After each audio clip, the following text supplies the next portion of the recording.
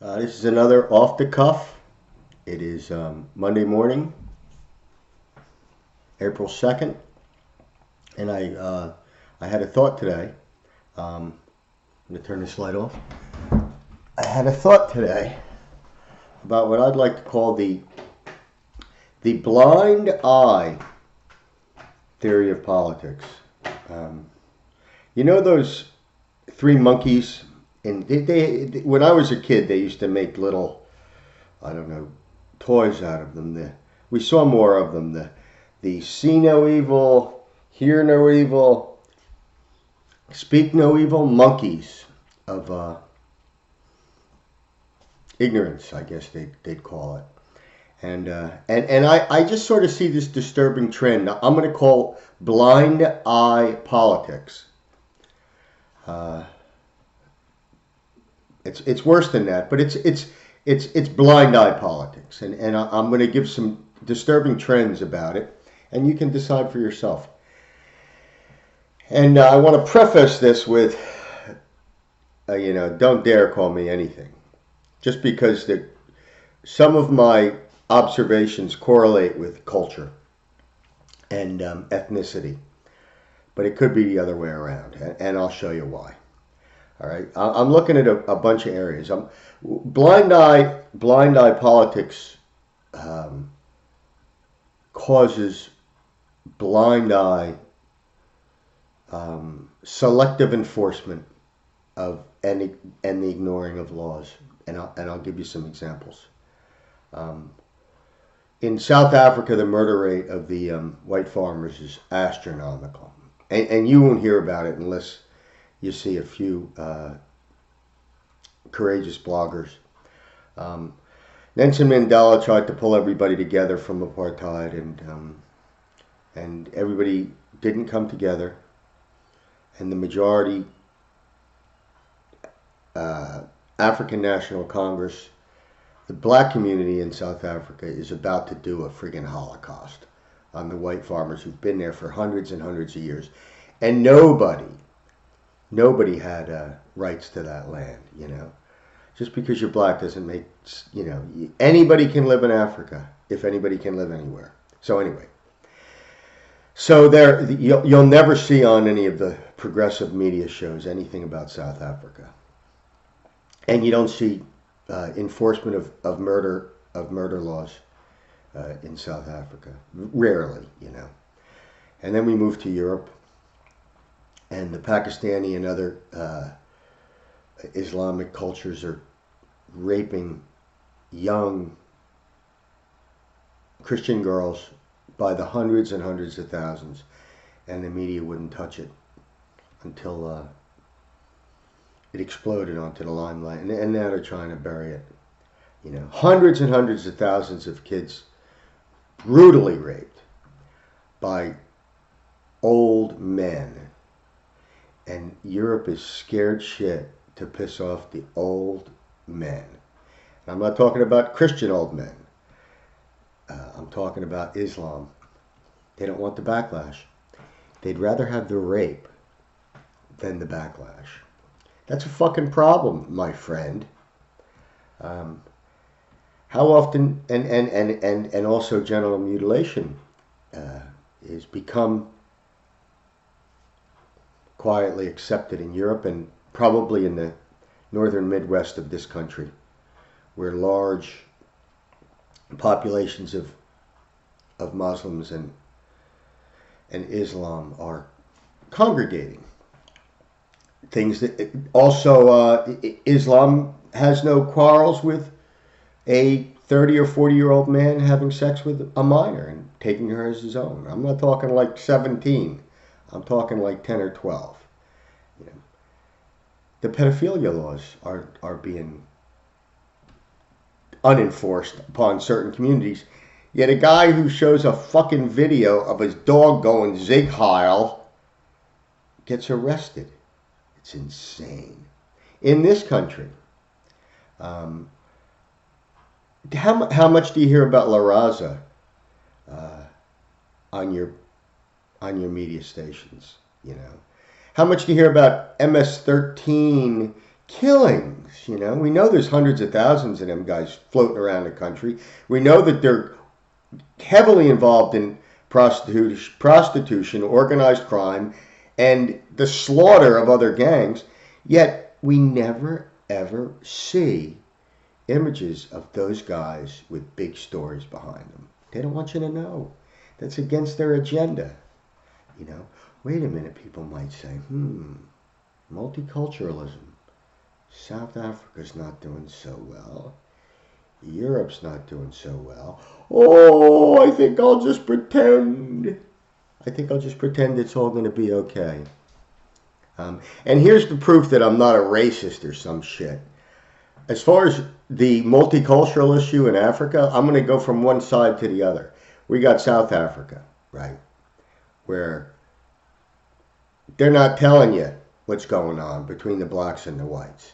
And we got North Africa, where they're not telling you too much about what's going on between Islam and the native African tribes and Christians. Tribal religions, Christian religion. It's the biggest slavery movement ever. Islam's taken black northern Africans into slavery all the fucking time. Yet all you hear about is apartheid, which I don't know too much about, but it sounds like, yeah, let's stay apart because if we go together, there's going to be some sort of ethnic cleansing, i.e. 20, 30 years later. You can be friends without living in the same house. Sometimes friends can't live in the same household. That's what people oversimplify. So, you know, and generally speaking, the mob that the politicians, you know, bow to and law enforcement bows to, we don't want that, you know.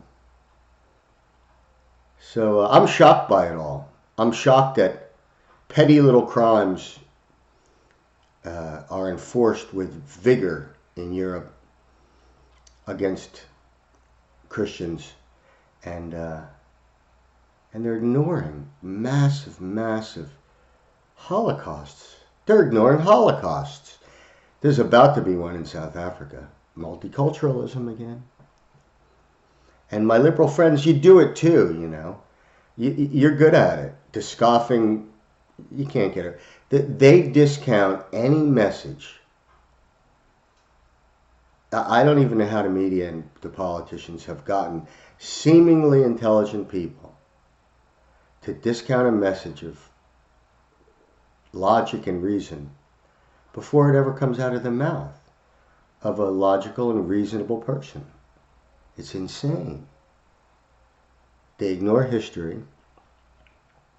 They ignore current events. They hide current events. They suppress current events. They suppress speech. You know, they ban journalists from the United Kingdom. Yet they're letting hundreds and hundreds of thousands of unknowns from foreign lands with cultures that are completely at odds with our value systems into their countries. They're changing the value systems to allow the marriage of an adult male to a friggin' baby, for God's sakes. You know, I consider a 12-year-old a baby. To appease foreigners who lived by those wretched standards in their own countries because women had no voices and children had no voices. Talk about a misogynistic society? You fucking fools. I'm sorry, you're fools. And it's hurting people.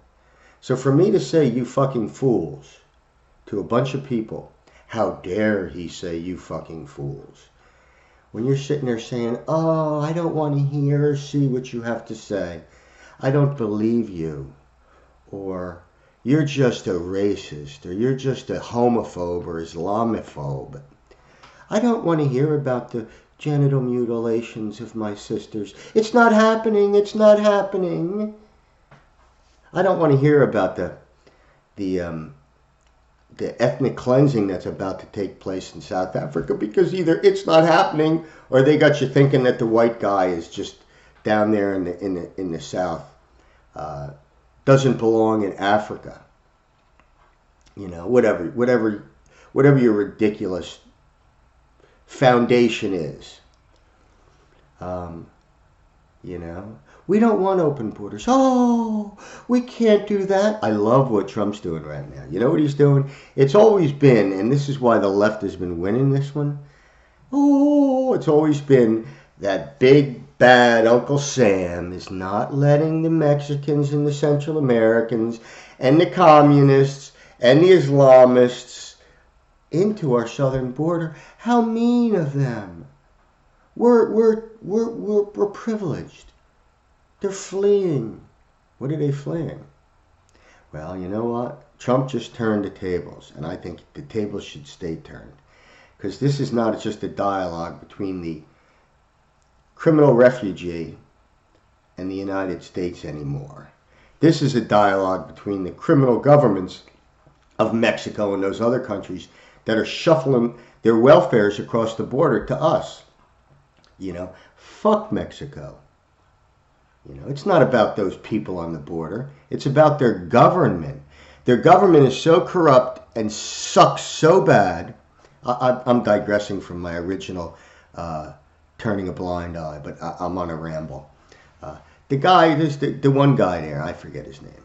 There's a man in Mexico. He's like one of the 5 richest men in the world, in one of the poorest countries in the world. It's a communications conglomerate. He's basically a telephone guy. I forget his name. It'll come to me maybe. You know, the richest, billions and billions and billions of dollars. Yet their peasants are crossing the border. They're actually telling them to cross the border now. It's a revolutionary invasion perpetrated by the left and by communists who don't want borders, want one big government. So it's time that the Mexican government gets part of the squeeze on this deal. You know, I'm not going to. It's a bad optic to pit those poor refugees against big bad Uncle Sam. There's another player in this. There are a couple of players. There's the cartels are certainly players. There's the gangs. They're the players. But there's the governments of these Central American and North American countries that are complicit in this. And they're calling us the bad guys. They're not taking care of their own people. They're corrupt. You know. They're money whores. They're power whores. They're not taking care of their own people. So they're shooing them across the border. Who's at fault there? Us? Bullshit. We have sovereignty. You know. This is a melting pot, not a multiracial country. You know, founded on Judeo-Christian ethics and rules where you don't screw little girls, you know, you don't mutilate women, you know. And and they got the feminists so wrapped up in their own husbands that they get pissed off at us for taking out the garbage. It's ridiculous. It's absurd. It's insane is what it is. So this non-topic ramble of mine, I'm going to recap. If you hear something that you never hear on your, if you hear a topic like South Africa or like genital mutilation or like the rape culture with the grooming gangs in the United Kingdom and all over that continent, if you hear about MS-13, seemingly this crime gang that doesn't commit any crime because you don't see them on those cable news networks that I will not name because it's against their agenda. And the gun laws things, oh my God. The reason why they don't put inner city gun violence on into this agenda is it would suck for them. Oh, we can't have young boys shooting up. No, we can't have young boys. I go right back to the family on that one. The disintegration of the family. But what's the message that they're going to give you if they show gangs shooting it out in the cities and little babies being shot by stray bullets and paralyzed or killed for eternity. You think those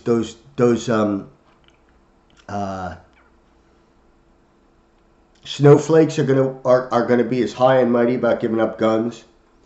You think the message? Wait a minute now. If the criminals got guns, I'm not so sure if I want. If it's all these guys, this kid, the school thing we can understand, but we're talking about massive amounts of bad guys with guns. Okay. My message and here's my one more thing. This is how I see it.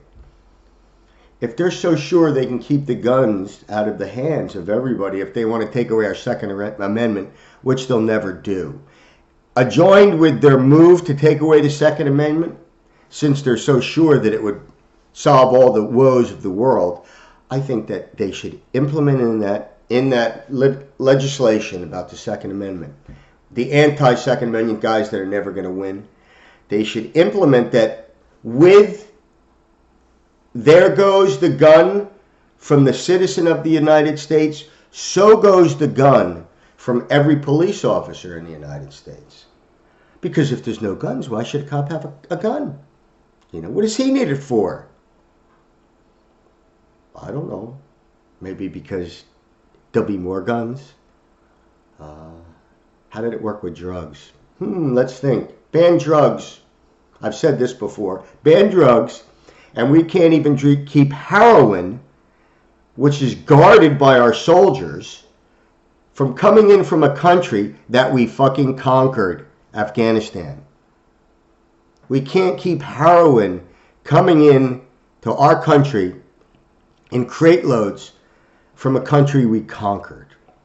That's halfway across the world. And filled with GIs, not as many as before, but closely monitored by our government. What do you think? They don't see those poppy fields? Oh, you can't burn down selective enforcement of the law. Fuck the U.S. citizens. The heroin's coming in, because I got news for you. If we start burning those poppy fields, the natives will get restless. And we're too afraid to have a 9/11. So they take out the scales of justice.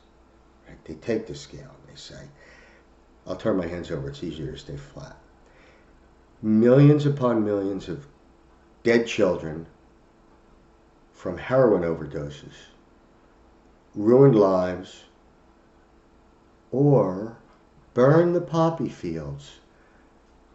We could burn it. We conquered the country. Tell me we can't burn a few fields? The golden goose again. They're more worried about the golden goose. If they piss off, they get rid of the other guy's golden goose, they'll piss him off. So this is all bullshit, folks. It's all bullshit. It's all bullshit. And it's so obvious. Selective enforcement. Don't enforce the heroin coming in from Afghanistan. Don't tell us about the gang rape breeding going on by Islamic males gang raping little girls in Europe. The murder and the terrorism is just, that's only a small part of it. That'll get worse as the populations, as the politics,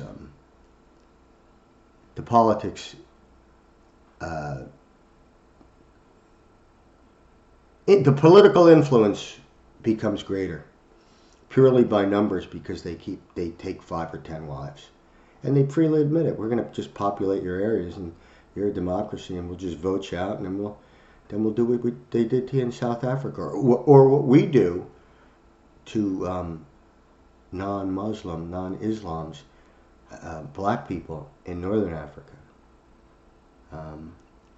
That's looking far ahead. You could call me a conspiracy theorist, but that's just how my mind goes, Screw you if you don't like my theories. I really don't care. My theories aren't theories anymore. They're truths. So they don't want to ruffle MS-13. They don't want to piss them off. Ooh. And I hate to say it, but black on white crime is pretty bad too. thanks to the progressive media that incites violence, every time they say, every single time they say, white supremacist, Nazi,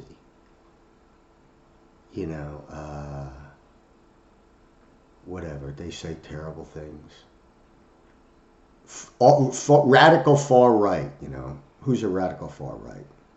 Every time they say that, every time they show, they magnify a crime committed by someone that they want to marginalize a group or a movement, it's blasted all over the air. And you fools can't even see it. I hate to say it. You're like dogs with a bone. Dogs with a bone. I don't know. I might not publish this, but anyway, if you do me a favor, like all the other YouTubers say at the end of these things now, they say, if you like this, give me a thumbs up. There's a little red thing where it says more. You can, or subscribe if you want to hear what I have to say. And unlike others, I want the thumbs down if you don't like what I have to say. Of course, you won't give it. And the left is so, the progressive movement is so nasty that those around the fringes of it, that live amongst them, that have a little, maybe can hear a little something, they're terrified to say anything. So, one thing all leftists have in common is oppression of thought, and oppression of thought through fear and consequence. We don't ride that way, man. We stand up to that shit, but that's not how we ride. Thank you.